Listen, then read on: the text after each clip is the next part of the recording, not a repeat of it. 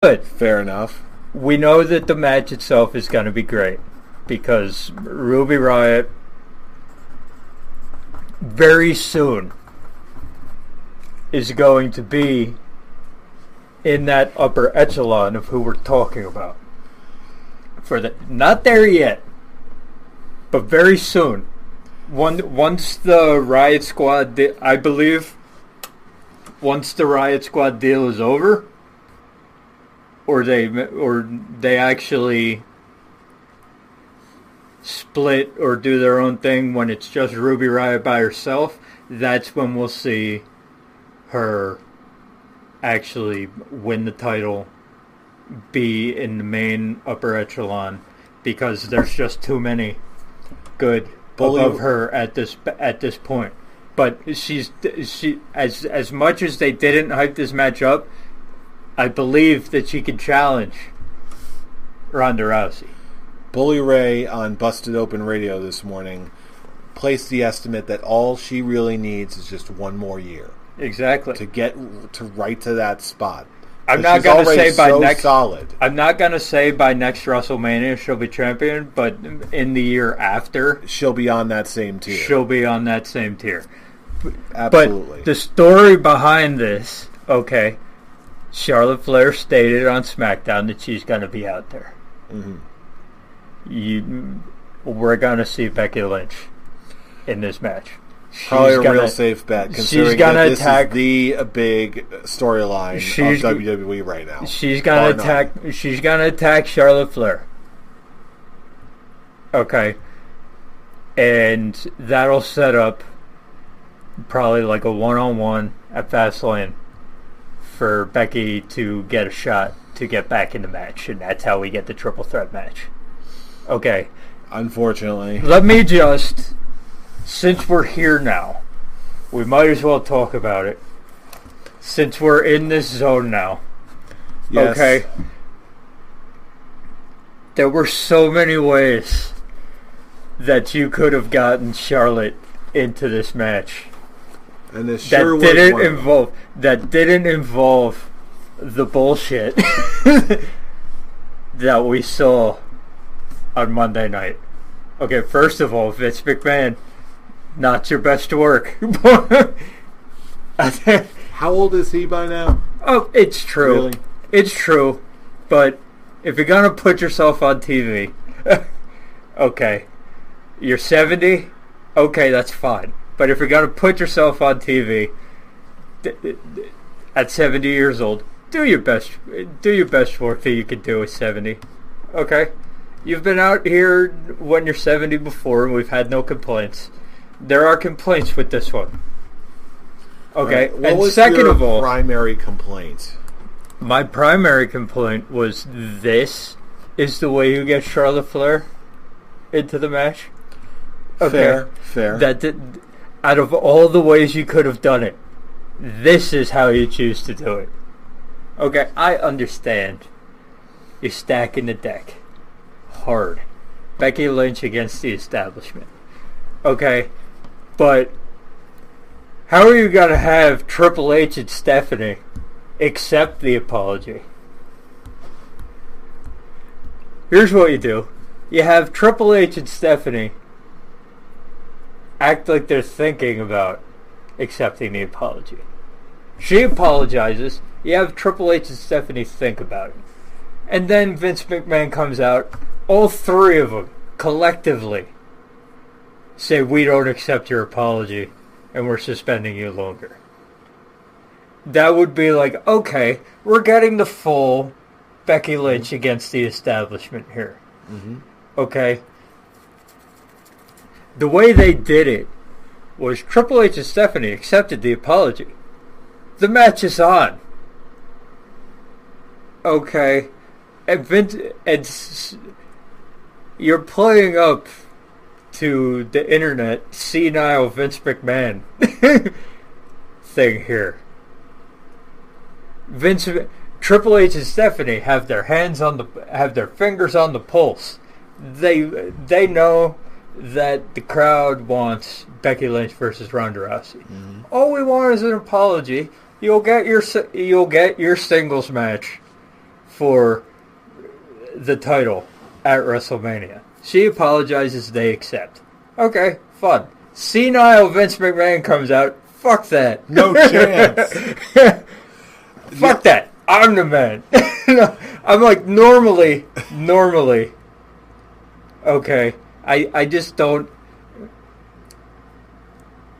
I get that they're trying to make Charlotte Flair be the absolute biggest heel that you could possibly have. I'm just like, I don't,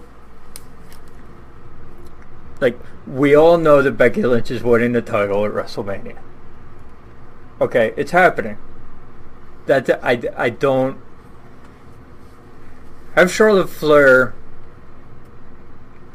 weasel her way into a match with Becky Lynch.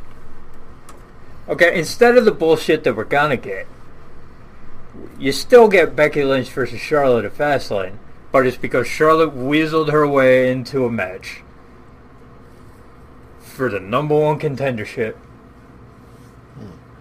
going into WrestleMania. Okay, and this it's a rehash. That's what we're getting here. It's a rehash of the Daniel Bryan storyline.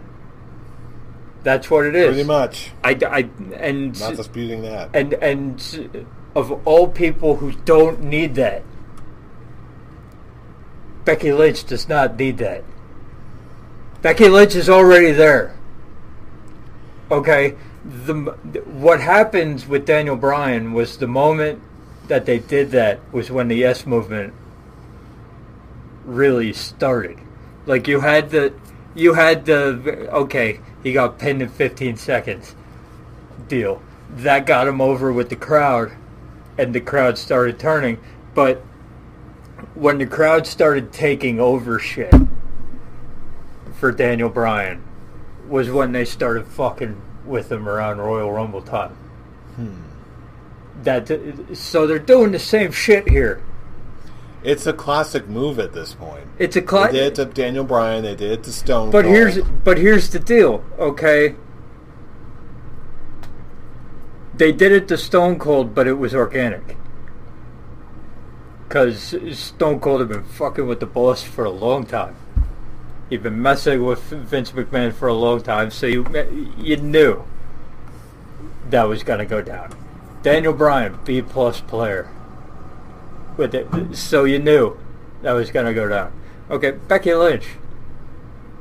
What? She's not screwing with the establishment. She's just taking over shit. Okay, so you need a different story to go with that.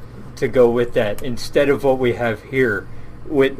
And it's weird how they did it. It's not full. It's not a full Becky Lynch versus the establishment. It's Becky Lynch versus Vince McMahon. If it was Becky Lynch versus everybody. Okay, Becky Lynch versus Stephanie McMahon. Becky Lynch versus Triple H. That's where I thought we were going with this. Becky Lynch versus Triple H. No, Becky Lynch versus everybody. Everybody. Because of what they were doing last week. I was like, okay, we're getting the Becky Lynch versus the establishment here. But if that was what was happening, then they shouldn't have had Stephanie McMahon and Triple H accept the apology. I'll tell you what, though. I actually didn't mind that quite as much. When I was disappointed, I was more like, really? They're going to go in this direction? They're actually going to make a triple threat? That's what I was most disappointed about. When Triple H and Stephanie actually just accepted the apology, true to their word, and then just left, and then Vince McMahon came in, the stubborn old man, the other side of the family who is just so set in their ways and just goes beyond them all and just does something stupid like this. I didn't like the result, but I didn't mind the way that we got there. I'm completely on the opposite end of the spectrum, and I still see that too. Because I've said from the beginning, I don't mind it being a triple threat match as long as we get the right result. Mm-hmm. Okay, Becky Lynch has earned her win here. Mm-hmm. Okay, so I don't care if Charlotte's in the match. I don't like how we got here. Fair There enough. was a better way to do this. Okay, Fair enough. if you Charlotte Flair weasels her way into a number one contendership match. Okay, and that's how we get to Fastlane. Instead of the bullshit that we're gonna get here, that's gonna take away from the match here. Because it's gonna happen during the match. You know this. You're not wrong. So Ruby Riott is just a rando here. Ruby Riott is there to look good in the presence of Ronda Rousey. But here's the And problem. she absolutely will.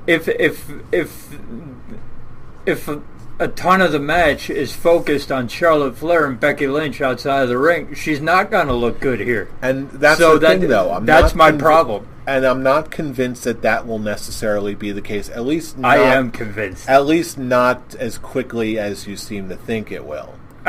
She'll get her time. Okay, she'll get her 7 minutes or whatever to hang with Ronda Rousey. Mm-hmm. Okay, but the whole time, just Charlotte Flair being out there, just being out there, just from what happened on SmackDown, from whatever Charlotte Flair said, it's taken the focus off of this match. Charlotte Flair is going to be out in the ring. You know that Becky Lynch is going to be lurking around. The crowd's going to know that Becky Lynch is lurking around. The crowd, I have a feeling the crowd's going to share on this match because they know it's the Becky Lynch syndrome. Okay, they know that Becky Lynch is around. They're not going to give a shit about anything that's going on in the ring until Becky Lynch shows her face to beat up Charlotte Flair.